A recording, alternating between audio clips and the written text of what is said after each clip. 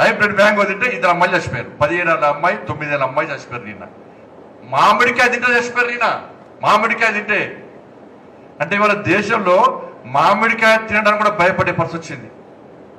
అంతెందుకన్నా నేనే ఉదాహరణ. నేను మొన్న హైదరాబాద్లో మిల్క్ దాగి 3 రోజులు బెడ్ మీద పడినా. నేను బెడ్ మీద పడినా 3 రోజులు. నేనే. నాకు 20 సంవత్సరాలు జ్వరం లేదు.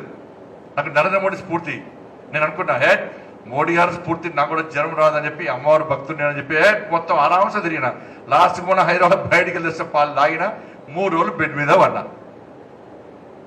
20 సంవత్సరాల జ్వరం లేదు, నాకు దగ్గు లేదు, దమ్ము లేదు, బీపీ లేదు, షుగర్ లేదు, ఏం లేదు. ఇవాళ తప్పెవరు చేయాలా? నాదే. కానీ ఇప్పుడు ఈ పూట గురించి ఆలోచించదు మనం. ఈ పూట ఏం జరుగుతుంది? ఇప్పుడే నాకు పైసలు రావాలి, ఇప్పుడే నాకు కోటీశ్వరం. రైతుల పరిస్థితి కోటీశ్వరం పరిస్థితి లేదని, ఎందుకంటే ఇప్పుడు ధాన్యమే కొనే పరిస్థితి లేదు ఇవాళ. కాబట్టి సమస్యలు వస్తుంటాయి. ఆ సమస్యలను అధిగమించి భవిష్యత్తు గురించి ఆలోచించారు. రేపు మీ పిల్లలు వచ్చినప్పుడు మనవరాలు కాళ్ళు వంకరైతాయి, చేతులు వంకరైతాయి, ఈ ఫుడ్ తింటే, వంట తింటే, కెమికల్స్ వాడుతున్నటువంటి ఒక భయం, భద్రత అనేది మనలో పడి ఉండాలి. రోగానికి కారకులం మనమే, రోగానికి నివారకులు కూడా మనమే.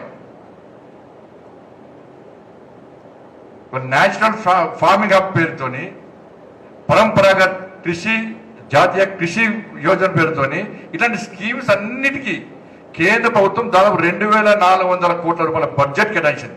2,400 కోట్ల రూపాయల బడ్జెట్ కేటాయించింది.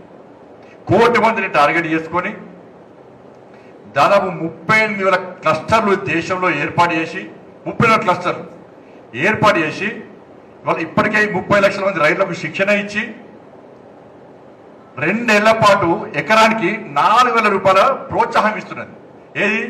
ఈ ప్రకృతి వ్యవసాయానికి 4,000 రూపాయల ప్రోత్సాహం ఇస్తున్నది వాళ్ళ కేంద్ర ప్రభుత్వం. 2,400 కోట్ల రూపాయల బడ్జెట్ ఇచ్చింది. 1 కోటి మందిని టార్గెట్ చేసుకున్నది. 30 లక్షల మందికి శిక్షణ ఇచ్చింది. దాంతోపాటు ప్రోత్సహించడానికి ఎకరానికి 4,000 రూపాయలు ప్రోత్సాహం ఇచ్చింది కేంద్ర ప్రభుత్వం.